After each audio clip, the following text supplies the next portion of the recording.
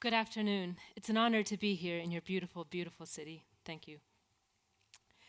I want you to imagine for a moment that you are a space nut, a real space entrepreneur. You know that the moon has valuable resources, resources that can serve to benefit mankind. So you build a company. You build a company that is going to go to the moon, is going to mine and extricate these resources, and bring them back to Earth. Unfortunately, space is not cheap. And so you'll need to raise money to make this happen. You talk to a number of investors and corporate partners. And one investor takes you aside and says, I really love what you're doing. I believe in it. I believe in your team. I believe in you. But answer me this. Is it legal, what you're trying to do? What is my guarantee that you actually own the resources you will mine and that you can dispose of them as you will? And so I ask you, what if the life and death of your company depended on the answer to that question? And what if the only answer you could give your investor is the answer I give you now? The fact is that the laws are at best uncertain. I want to focus on the moon for 3 reasons. First, the moon is the Earth's closest celestial neighbor. Second, the moon is a great stepping stone to outer space and other celestial bodies. And 3, the moon contains these natural resources of great potential value to us, resources such as water, helium-3, and rare earth minerals, what we call rare earth minerals. And so I invite you to join me on a journey for a moment. Imagine a world where every nation on earth, no matter how big or how small, how rich or how poor, can have its own, very own Apollo moment. Imagine a world where we can actually go to the moon and mine these valuable resources and bring them back to Earth for our benefit and the benefit of future generations here on Earth.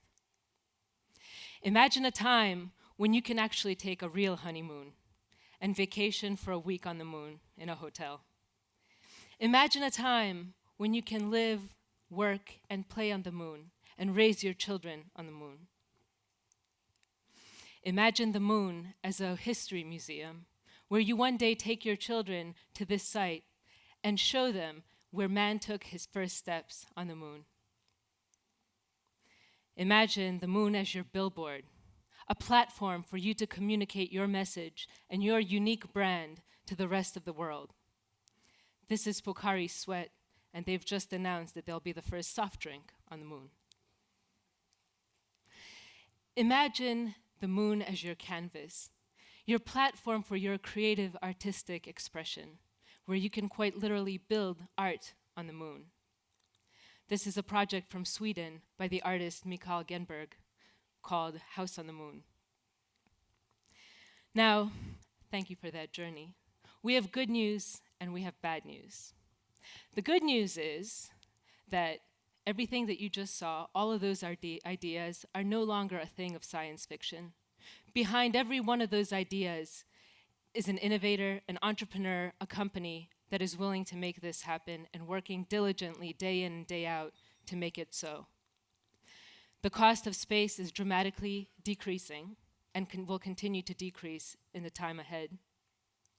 And we have companies today who are offering to take these ideas with them and deliver them to the moon. But we do have some bad news. The bad news is that law and the space legal regime has not yet caught up with the technological advancement that we see. Friends, the legal regime has its history in a very particular and very tragic chapter in human history, the Cold War. It's 1958, and the Russians have just launched Sputnik, the first artificial satellite to orbit the Earth. This sends ripple waves of fear and concern across the globe. My God, if the Russians can send a satellite, surely they can send a nuclear weapon. Perhaps they can turn their rockets into ballistic missiles. And in response to this, the UN created the Commission for the Peaceful Uses of Outer Space. And about 10 years later, in 1967, the Outer Space Treaty was signed.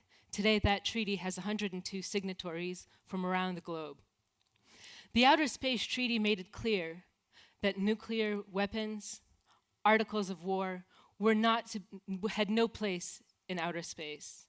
And instead, outer space was reserved for the providence of all of us, of mankind, to do with for peace and prosperity of man.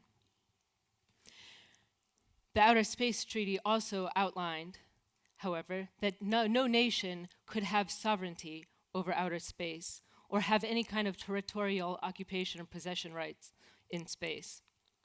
Indeed, nations were charged with full responsibility of any activities that would occur in outer space and would take full responsibility for what occurred. As a result of that, there's a lot of uncertainty and ambiguity with regard to what can we as nations, as non-governmental organizations and individuals and companies do with space. And there's many legal theorists out there who speculate that given how the Outer Space Treaty is written, that answer is very uncertain and potentially fraught with peril. In 1979, the Moon Treaty was proposed, and that treaty took this to the next level. They articulated the principle of heritage of mankind and expressly forbade either state agencies, state actors, or non-governmental actors from ever having any ownership rights over resources or actual land in space and on the moon. Fortunately for the innovators amongst us, the Moon Treaty was only ratified by 13 nations, and none of those nations are any of the spacefaring nations in the world today. So the legitimacy of that treaty is in question. And all is not lost. We have glimmers of hope on the horizon. In 2006, 13 of the space agencies in the world came together to create something called the Global Exploration Strategy, a coordination of framework. And that essentially create a roadmap for the importance of addressing commercial innovation in space, including over time for each of the nation states to really create legal regimes that would enhance and enable commercialization of space. In 2011, the International Space Exploration Coordination Group was formed with these same 14 space agencies. And that group is working very hard to come together, coordinate, collaborate, share stories, share ideas, to try to help the individual nation states to come out with a good result. Unfortunately, the burden is on the companies and the innovators today to really bring their ideas to their individual nations and petition them for certifications, approvals, what have you, to really have a sense of security and guarantee that what they're doing will not run afoul of any laws.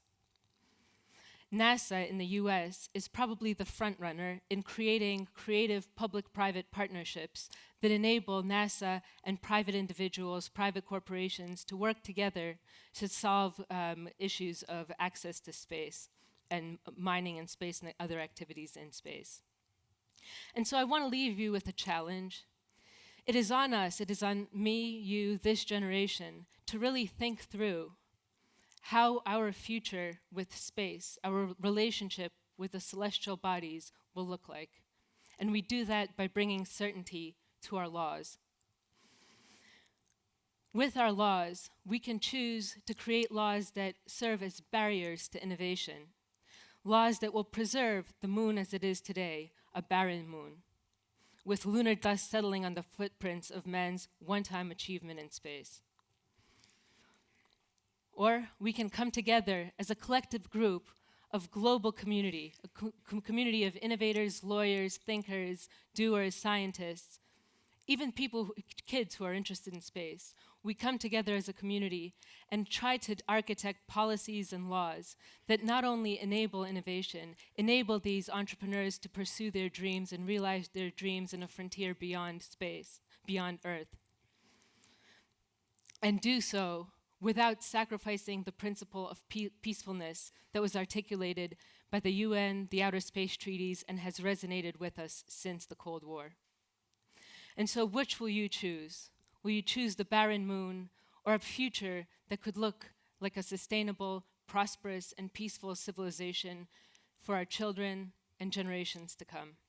Thank you.